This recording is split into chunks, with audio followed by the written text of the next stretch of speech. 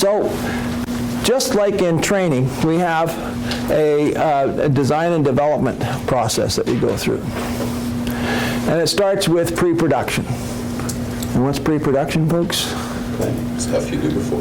Yeah, all the design and development stuff, right? You know, it really depends on all sorts of things like, you know, what type of presentation is it? Where's it going to be done? How long is it going to be? And by the way, a 10-minute video, how long do you think it's going to, how much raw video do you think I'm going to do a 10-minute video? 2 hours? Greater than 10 minutes, okay. Now, in terms of presentation types, I've talked about 3 here: single presenter, interview, and skill knowledge with graphics. So let's just do a comparison here. Video, we call it pre-production. CSTD certification, we call it design. Basically, in the pre-production, we're doing the concept, what we call requirements under the design aspect. Then we have what we call development. Well, this is still part of the design and development process. So we both do outlines. And I think you've got some examples that are on the table. Then we do a script, which is our training standard, right? Or some people call it the syllabus. Then we do the storyboard, which is the lesson plan. So essentially, that's, so here's my talking head example. The answer guy. And today, we're going to answer the question for you. Tell me about yourself. Just like I do inside the Complete Interview Answer Guide. I mean, where to start? What do we want to know? I mean, should you start in high school, college, first grade? I mean, it's one of the most frequently asked questions in the interview. And the way you answer this question is going to set the tone for the rest. Now, y'all know you can use PowerPoint to create a video, right? And I've done that, but I find it kind of boring. First lesson, principles of IT service management, in the next screen. This lesson covers the key concepts related to service management. We will also focus on stakeholders associated with service management. Let us look at the objectives of this lesson in the next screen. After completing this lesson, you will be able to explain the concept of best practices and identify the stakeholders in service management. Okay, all right. Yeah, and that's the problem with PowerPoint, but it's the same here, right? You could read all of this. You don't have to have me up here telling you what's going on, right? You can read it. That's a presentation problem. It is indeed. Presenters do that where they're reading the PowerPoint. If you're doing that, you know what, just send them the PowerPoint. Yeah. Now, the good news about it is most everybody's got PowerPoint, right? You've got PowerPoint. I know you do. Right. So, y'all got PowerPoint. So, y'all done presentations. You've all done presentations for training, right? You know what is the best practices in terms of doing PowerPoint. By the way, if you don't, go on YouTube, look at some really good videos on there. Anyway, you know that you got to mix it up. You got to add graphics. You got to add pictures. Sometimes you add some video, but you can do that all through PowerPoint. That's great. So you don't even need a camera. You can just use PowerPoint. And then, of course, you can do your narration after you build your slides, because it has this built-in thing called narrator, which allows you to speak to the slide, and it will time the slides according to how you're doing your speech.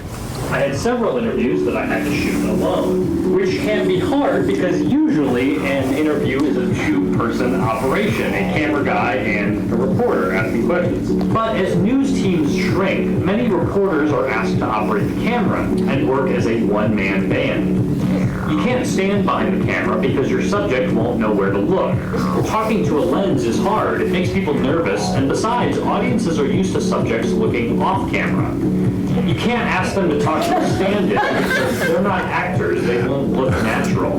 Sometimes I ask the questions from behind the camera, but ask them to answer them to an assistant. But even this is too disorienting for some people.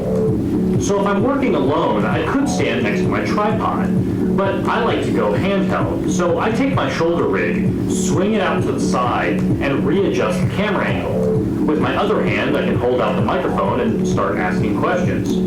I flip out the LCD and continually check my framing. I often start out by saying, "You just pretend like the camera's not there. Yeah, your question. For my next interview, I'll swap to the other shoulder to alternate perspective. It's important to give subjects feedback, smile, and react, but I have to be careful not to nod my head, which shakes the can.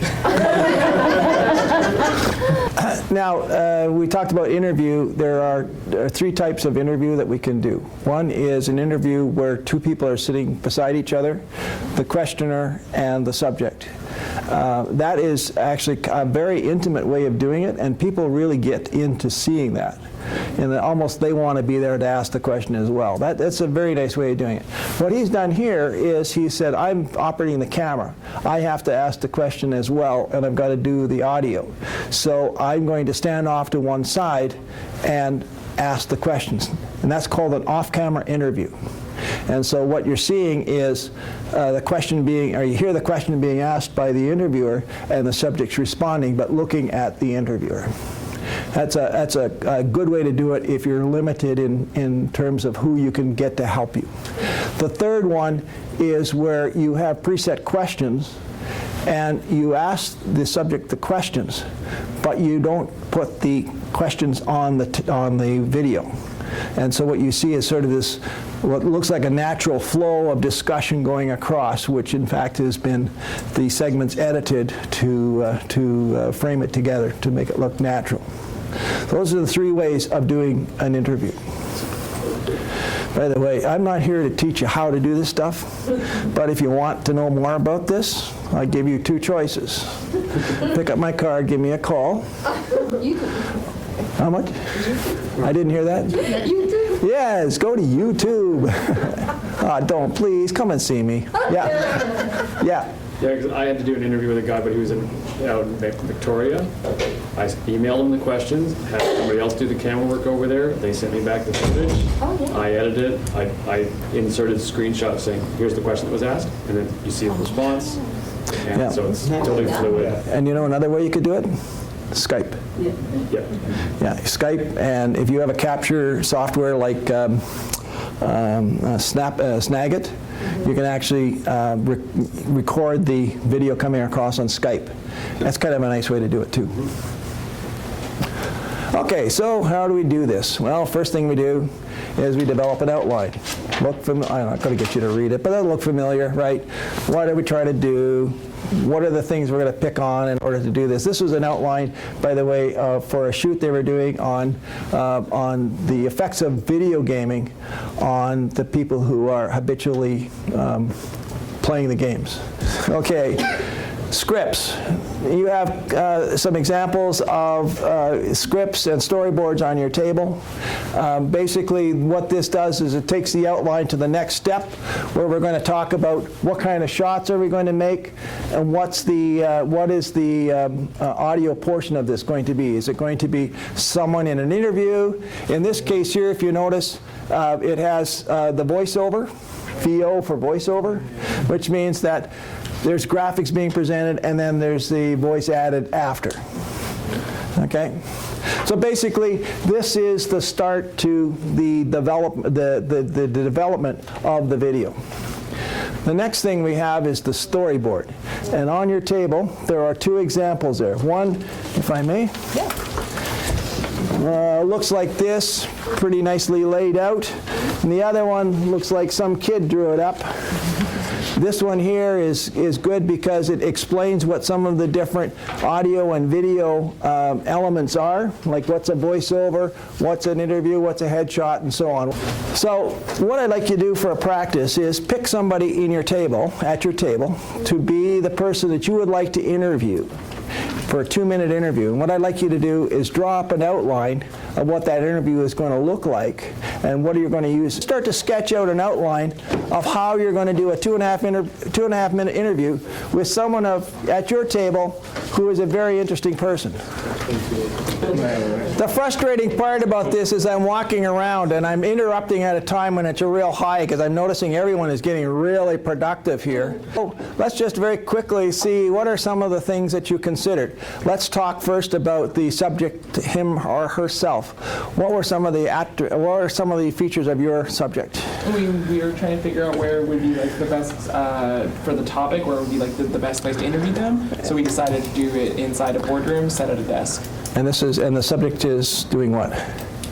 We didn't get Okay, but who is the subject?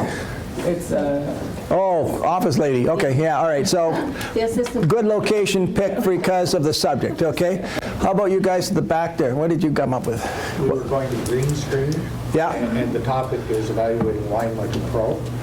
Ooh, Green screen, the question being asked, and then put a winery in behind that, and then white screen for the demos with voiceover. okay. How about your table here? What was your most interesting person? I know already, but I want you to tell me. It's Brian, the late night gamer. Console guy, yay! So where is this interview going to take place? Sorry, what? Where's the interview going to take place? Do you pick a location? Oh, good, yeah. At midnight. That's what I said. Us trogs, you got to get there when we're alive, which is normally between midnight and 4, right? Yeah. How about you folks? Who's your subject and where are you going to do this? Justin Trudeau, and it was going to be an interview, so an interview format. Where are you going to do it? Good question. Any thoughts, folks? Where would you interview Justin Trudeau? Could be in front of Parliament. Could be in his office. Yes, yes. It depends on the subject, right? But you know. Or we could just take a selfie with him. You won't have to, there's already about 5 million of them. How about here? Who is your subject? Oh no, we got you already. Who's your subject? So I'm here, DJ in a club at night, so what is... Oh, that's cool. Can I be part of that crew? That's so neat. Okay, so we see that as we do this, there's some complexities that come into outlining this as opposed to outlining what we might do in a classroom. Yeah. Complex as a classroom is, this becomes even more complex because everything we're thinking about is visual. What is the visuality that's going to pass the message on? Not necessarily the words, right? It may be in front of his Xbox One console, or in Justin Trudeau's office, or you know, a wine cellar, which is not a wine cellar. You know, this is all great. And then on top of that, you will just be deciding what's the best format to do this. Are we going to do it as an interview? Are we going to do it as a headshot where the person's teaching, or is it going to be something else? So all of this comes to play. It's a bit more complex than we can sort of justify doing in 5 minutes, but it gives you an idea of the planning that needs to go into this. So the next part of this, once we got all this planned out, we got our storyboards written, and everything's ready to go, we're now ready for production. So what do we need to consider in terms of production? Anyone got any ideas? Equipment, yep. Lighting, yep. staff. Staff, power. Scheduling. Availability. Sorry? Availability, scheduling, and Sure, yeah. Background noise, things like that. Oh, yeah, yeah. So again, there's a lot that has to go into doing the shoot itself. You know, we got to see, can we get to the location? Are you going to be allowed to go to the PM's office to get set up in the first place? What do you have to do to get there from here? Or would it be simpler to do it out on the street? I don't know. What kind of equipment are you going to be using here? And again, it's going to depend upon the situation. We were talking about, what if we were doing a snowboarder? What would the location for doing a snowboarder be? What would be the best location? Yeah, somewhere where there's snow, right? So that starts to limit us in terms of what we can take in terms of equipment. Or I might specialize it, yeah, or the type of equipment. We may have to use a GoPro. We may have to use some camera that will be not affected by the elements. Oh. Is it you yourself, or you and somebody else, or are you going to get a full staff in here? Because really what you need is someone to run the camera. You really should have somebody that looks after the sound. You should need, as we talked about on the teleprompter, if we're using a teleprompter, someone to run the teleprompter. And then you are there directing this thing, right? It ain't going to happen. You're probably going to end up being chief cook and bottle washer and cameraman at the same time. But it would really be helpful if you had one other person there to give you a hand. because as Pat and I discovered this morning when we were trying to set up my little studio, it isn't very simple to do. It took us, well, about an hour to get things set up. So you got to factor in that aspect as well. And of course, the people that are your subjects. Have to consider them. Someone says scheduling out here. Got to worry about scheduling. These people, you know, is it going to be in the day? Can they come in the day, or do we have to do it in the evening? That's going to affect also, you know, our location and equipment requirements. So it's very much similar to the way we deliver training. We have the production, which is our what we would call delivery in the classroom. So what are some of the considerations in the classroom we have to be working on before we deliver in the classroom? Layout. Layout, yeah.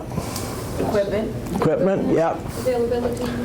Yeah, yeah, and of course the problem is you got a fixed schedule. If you're doing training in a classroom, you know, time is not, you know, not your friend in this one. You got to go with whatever timing it is, right? So just like with the production side, we have to worry about location and setting. You got to worry about the classroom and the way it's set up. And if it's e-learning, that's another issue as well. And of course, all our requirements in the classroom very similar to what I have to do in terms of producing that video. You know, have I got my projector? Have I got my mic? If I need a mic, you know, do I have the flip charts? Do I have a smart board? You know, all that stuff. Is it ready for me to go?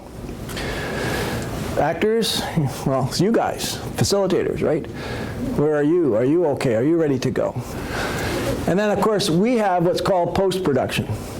And everybody knows what post-production is. The ugliest job in the world. Editing, preparing, right? This is the guy in the back room.